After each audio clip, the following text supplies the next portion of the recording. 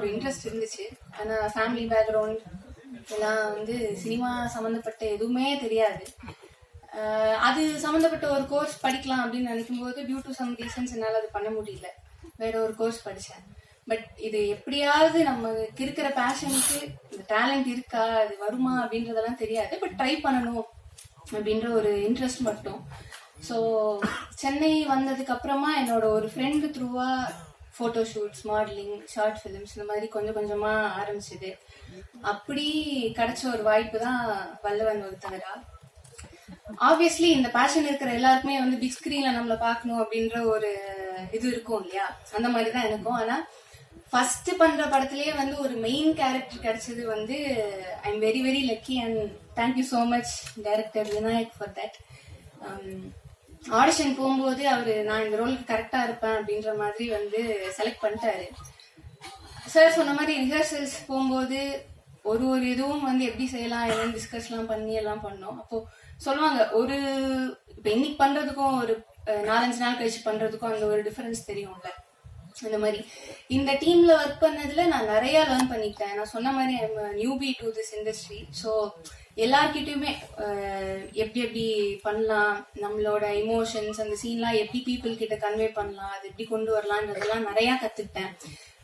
Rajesh sir வந்து acting coach, உங்களுக்குலாம் தெரியும்னு நினைக்கிறேன். அவர் நிறைய இன்புட்ஸ் கொடுத்தாரு, எப்படி எப்படி செய்யணும் என்னன்ற மாதிரிலாம்.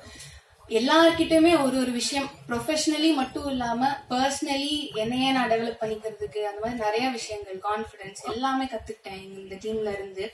ஸோ அந்தபடி எல்லாருமே ரொம்ப ஹார்ட் ஒர்க் பண்ணி இந்த மூவி பண்ணியிருக்கோம்.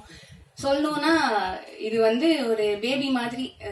விநாயக் சாருக்கு வந்து இந்த படம் ஒரு பேபி மாதிரி. எப்படி அம்மா வந்து எல்லாம் நர்ச்சர் பண்ணி ஒரு குழந்தை வளர்க்குறாங்களோ அந்த மாதிரி ஸ்கிரிப்ட் ஆரம்பிச்ச டைம்ல இருந்து இப்போ வரைக்கும், ரிலீஸ்க்கு அப்புறம் ரிலீஸ் வரைக்கும் எல்லாமே அவர் வந்து என்னெல்லாம் செய்யலாம் அப்படின்னு பார்த்து பார்த்து பண்ணிட்டு இருக்காங்க.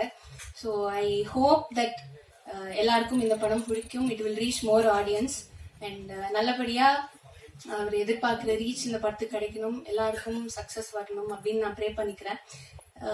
இந்த படத்துல ஒர்க் பண்ணிருக்கிற எல்லாருக்குமே இது ஒரு நல்ல ப்ராஜெக்டா அமையும். அடுத்தடுத்து அவங்க இன்னும் பெரிய லெவலுக்கு போகணும் அப்படின்னு சொல்லி எல்லாருக்குமே நான் விஷ் பண்ணிக்கிறேன். And special thanks to Dhananjayan sir. அவர் சொன்ன மாதிரி இப்போ இந்த இடத்துக்கு வந்து படம் வந்திருக்கிறதுக்கான காரணம் அவங்க.